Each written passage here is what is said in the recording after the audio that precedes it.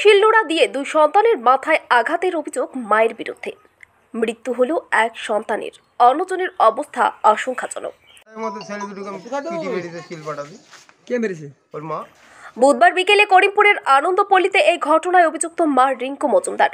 স্থানীয় সূত্রে জানা গিয়েছে, আনন্দপল্লীর বাসিন্দা তরুণ পালের বাড়িতে স্ত্রী ও দুই সন্তানকে নিয়ে ভাড়া থাকতেন স্বর্ণশিল্পী সূর্য মজুমদার। এদিন দোকান থেকে বিকেল 3:30 নাগাদ বাড়ি ফিরে দেখেন রক্তাক্ত অবস্থায় তার দুই সন্তান পড়ে রয়েছে। প্রতিবেশীদের সহযোগিতায় প্রথমে তাদের করিমপুর হাসপাতালে ও সেখান থেকে বহরমপুরে রওনা দেন। মুর্শিদাবাদ মেডিকেল কলেজে পৌঁছালে সেখানে কর্তব্যরত চিকিৎসক 8 বছরের ছোট ছেলেকে মৃত বলে ঘোষণা করেন। 12 বছরের বড় ছেলে মুর্শিদাবাদ মেডিকেল কলেজে ভর্তি। সূর্য মজুমদার বলেন, বুঝতে পারছি না কেন এমন কাণ্ড করলেন। বাইরে এসে ফোনে চিৎকার করে বলছে, আমার ছেলে দুটোকে মেরে ফেলেছে, আপনারা আসেন। তখন আমি বললাম কি হলো? তখন গিয়ে দেখছি একটা ছেলেকে বাইরে বের করেছে, করে দেখছি রক্তে ভেসে গেছে। তখন আমি দৌড়িয়ে গিয়ে জল টল ঢাললাম, হসপিটালে পাঠালাম। লোকজন জড়ো হলো আমার চিৎকারে। তারপরে ওর মাটা পালিয়ে গেল। কত বছর থেকে ভাড়া থাকতো? প্রায় 3 বছর। পাড়ার লোকের সঙ্গে না, পাড়ার লোকের নাই, কারোর সঙ্গে কথা নাই, কারোর সঙ্গে কথা বলে না। কেউ কিছু বলতে গেলে উল্টি ঝগড়া করে। কেউ আপনি যদি ওদিকে তাকান, ও মানে সঙ্গে সঙ্গে জানলা দরজা বন্ধ করে দেয়, কথা বলতে চাই সঙ্গে সঙ্গে জানলা দরজা। আপনি যদি ওদিকে তাকিয়েছেন তাহলেই ও বন্ধ করে, এরকম টাইপের কথা বলে না। বীর বীর বীর ঘটনা সম্পর্কে বলতে গেলে আমি তখন খাচ্ছিলাম দুপুরবেলায়।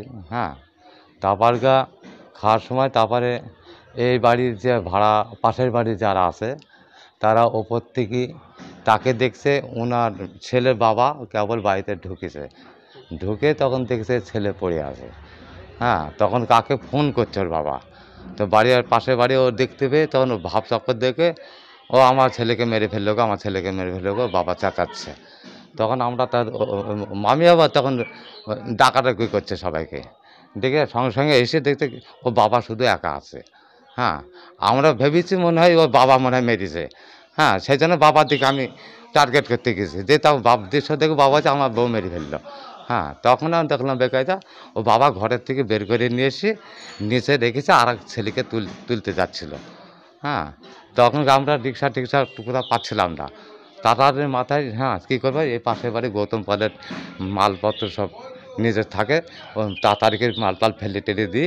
হ্যাঁ, পাড়ার আর কিছু ছেলেপিলে ছিল, তারা ওই টয়লেটে করে নিয়ে গেল, আর ছোটোটাকে টয়লেটে নিয়ে গেল, আর বড়টাকে আর একটা গাড়িতে নিয়ে গেল।